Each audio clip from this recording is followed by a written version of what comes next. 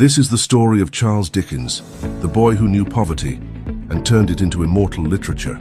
Born on February 7, 1812 in Portsmouth, England, Dickens did not grow up in comfort. In 1824, when he was just 12 years old, his father was sent to debtor's prison. Young Charles was forced to leave school and work in a blacking factory, pasting labels on bottles for long, exhausting hours.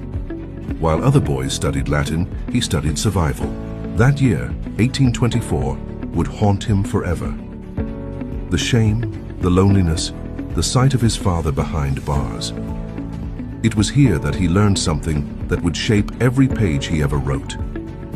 He had seen the dark side of Victorian England, but instead of breaking him, it fueled him. By the early 1830s, Dickens was working as a journalist in London, observing the city with razor-sharp detail.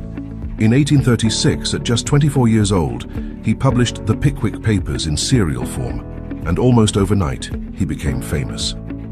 Readers didn't just enjoy his stories, they waited for them.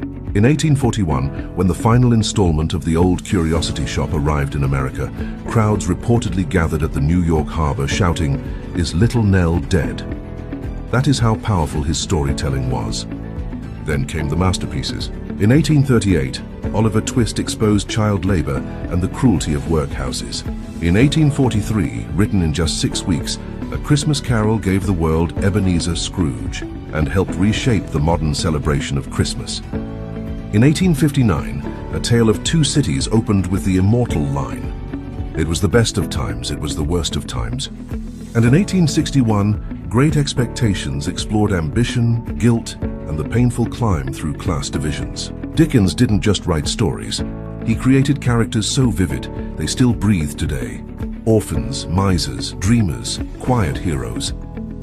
Many were drawn from his own memories of hunger, injustice, and longing. By the 1860s, he was a literary superstar.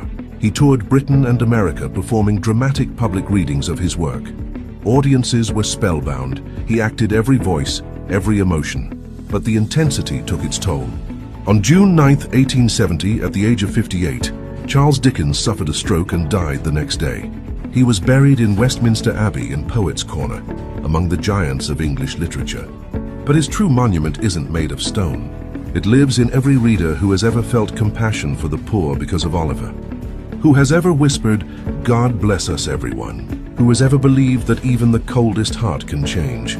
From 1812 to 1870, Charles Dickens transformed suffering into story, and in doing so, he made the world look at itself and hope to become better. Subscribe to